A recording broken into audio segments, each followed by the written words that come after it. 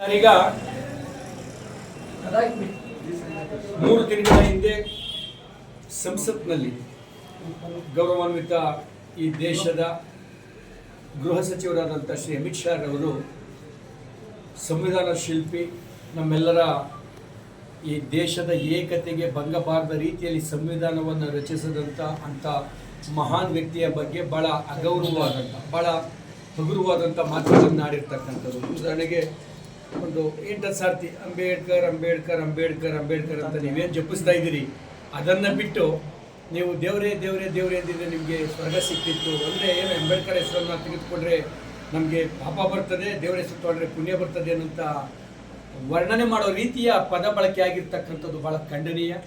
ಇಂಥ ಅಸಂಬದ್ಧವಾದ ಮಾತುಗಳನ್ನು ಆಡಿರ್ತಕ್ಕಂಥ, ಇಂಥ ದುರಹಂಕಾರದ ಮಾತುಗಳನ್ನು ಆಡಿರ್ತಕ್ಕಂಥ, ಅಸಂವಿಧಾನಿಕ ಪದಗಳನ್ನು ಬಳಸಿ ಒಬ್ಬ ಈ ದೇಶದ ನಾವೆಲ್ಲರೂ ತಿಳಿದಿರ್ತಕ್ಕಂಥ ದೊಡ್ಡ ಪ್ರಜಾಪ್ರಭುತ್ವದಲ್ಲಿ ಲಿಖಿತ ಪ್ರಜಾಪ್ರಭುತ್ವದಲ್ಲಿ ಭಾರತ ದೇಶ ಇಡೀ ಪ್ರಪಂಚಕ್ಕೇನೆ ಮಾದರಿಯಾಗಿರ್ತಕ್ಕಂಥದ್ದು.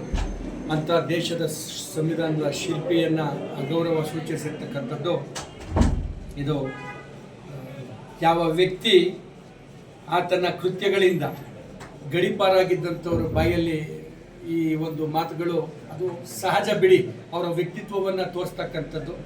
ಆದರೆ ಗೃಹ ಸಚಿವನಾಗಿ ಆ ವ್ಯಕ್ತಿಗತವಾಗಿ ಅಮಿತ್ ಶಾ ಅವರ ತೂಕ ಉದ್ದ ಆಳ ಈ ದೇಶಕ್ಕೆ ಗೊತ್ತು, ಒಬ್ಬ ಗಡೀಪಾರಾಗಿದ್ದಂಥ ವ್ಯಕ್ತಿ. ಆದರೆ ನಾನೀಗ ಯಾವ ಹುದ್ದೆಯ ನಿರ್ವಹಣೆ ಮಾಡ್ತಾ ಇದ್ದೀನಿ ಅನ್ನೋಂಥ ಜವಾಬ್ದಾರಿಯಿಂದ ನಾನು ಕೂಡ ಈ ಕೆಟ್ಟ ಮಾತುಗಳನ್ನು ಆಡದೆ ಈ ಒಂದು ನಮ್ಮನ್ನೆಲ್ಲ ಒಟ್ಟಿಗೆ ಕೊಡ್ತಾ ಇರ್ತಕ್ಕಂಥ ಅನೇಕ ಜಾತಿ ಮತ ಭಾಷೆಗಳಿದ್ರೂ ಕೂಡ ನಮ್ಮನ್ನೆಲ್ಲರನ್ನು ಒಂದು ಸರ್ವಜನಾಂಗದ ಶಾಂತಿಯ ತೋಟ ಅನ್ನಂಥ ಮಂತ್ರದ ಕೆಳಗೆ ತಗೊಂಡೋಗ್ಲಿಕ್ಕೆ ಕೊಟ್ಟಿರ್ತಕ್ಕಂಥ ಈ ಒಂದು ಧರ್ಮಗ್ರಂಥ, ಆಕರ ಗ್ರಂಥ, ನಮ್ಮ ಸಂವಿಧಾನ ಏನಿದೆ ಅಂಥ ಶಿಲ್ಪಿಗೆ, ಅದರ ನಿರ್ಮಾತೃಗೆ ಮಾಡಿರ್ತಕ್ಕಂಥ ಅಗೌರವವನ್ನು ಖಂಡಿಸಿ ನಾಡಿದ್ದು ಮಂಗಳವಾರ 24ನೇ ತಾರೀಕಿಗೆ ಬಹುಶಃ 24 ಬೃಹತ್ ಒಂದು ಪ್ರತಿಭಟನೆಯನ್ನು ಕೇಂದ್ರ ಗೃಹ ಸಚಿವರಿಗೆ ಇದ್ರ ಈ ಮೂಲಕ ಎಚ್ಚರಿಕೆಯನ್ನು ನಮ್ಮ ಎಲ್ಲ ಜನಗಳ ಮೂಲಕ ಕೊಡ್ಲಿಕ್ಕೋಸ್ಕರ ಇದೊಂದು ಪೂರ್ವಭಾವಿ ಸಭೆ ಸೇರಿದ್ದಂಥದ್ದು. ಎಷ್ಟು ಸಾವಿರ ಜನ ಕನಿಷ್ಠ ಒಂದು 2-3 ಸಾವಿರ ಜನನಾದರೂ ಸೇರಿ ವಾಲಂಟಿಯರ್ ಇನ್ನೂ ಜಾಸ್ತಿ ಆಗ್ಬೋದು. ನಮ್ಮೆಲ್ಲರ ನಮ್ಮ ನಾಯಕರುಗಳ ನಿರೀಕ್ಷೆ ಕನಿಷ್ಠ ಆಗ್ಬೋದು. ನಮ್ಮ ನೋಡಿ, ಒಬ್ಬ ಸಾಮಾನ್ಯ ತಿಳುವಳಿಕೆ ಇರ್ತಕ್ಕಂಥ ನಮ್ಮ ನಾಗರಿಕ ಹೇಳ್ತಾ ಇರ್ತಕ್ಕಂಥದ್ದು 10,000ಕ್ಕಿಂತ ಜಾಸ್ತಿ ಆಗ್ಬೋದು ಅಂತ. ಇದು ಸಂಖ್ಯೆನೂ ಒಂದು ಭಾಗ ಆಗಿದ್ರು ಕೂಡ ಎಲ್ಲರೂ ಎಲ್ಲೆಲ್ಲಿ ಇರ್ತಾರೆ ಅದನ್ನ ಪ್ರತಿಭಟಿಸಬೇಕು. ಸರ್, ಎಲ್ಲಿಂದ ಯಾವ ರೀತಿ ಮೆರವಣಿಗೆ ಕಲಿಯಗೇಟಿಂದ ಬಂದು ಏನು ನಮ್ಮ ಕೆಂಪೇಗೌಡ ಸರ್ಕಲ್ ಇದೆಲ್ಲವನ್ನ ಒಂದು ಪ್ರತಿಭಟನೆ ಮಾಡ್ಕೊಂಡು ಬಂದು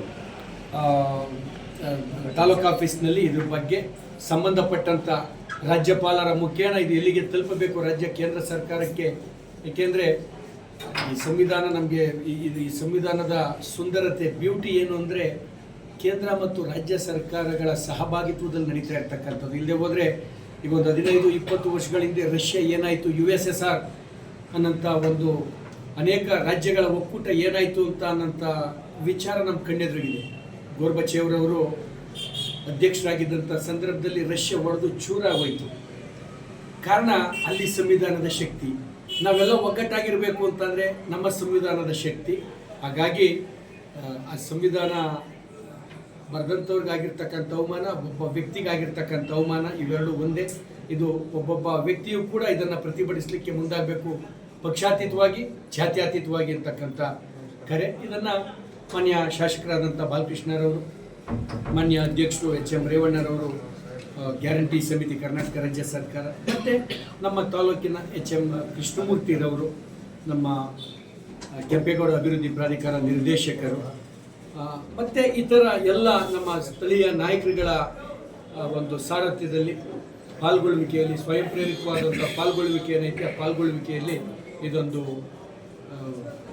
ಐತಿಹಾಸಿಕವಾದಂಥ ಒಂದು ಪ್ರತಿಭಟನೆ ನಡೀತಕ್ಕಂಥದ್ದು. ಮಾಧ್ಯಮದ ಮುಖಾಂತರ ತಾವು ನಮ್ಮ ತಾಲೂಕಿನ ಎಲ್ಲರ ಮನೆ ಬಾಗಿಲಿಗೆ ತಮ್ಮ ಪ್ರತಿದಿನ ಪತ್ರಿಕೆ ಮೂಲಕ ಈ ಸುದ್ದಿ ಎಲ್ಲರಿಗೂ ಬಿತ್ತರಿಸ್ತಕ್ಕಂಥದ್ದು ಮಾಡಿ ಇರ್ತಕ್ಕಂಥದ್ದು ನನ್ನ ಮನವಿ.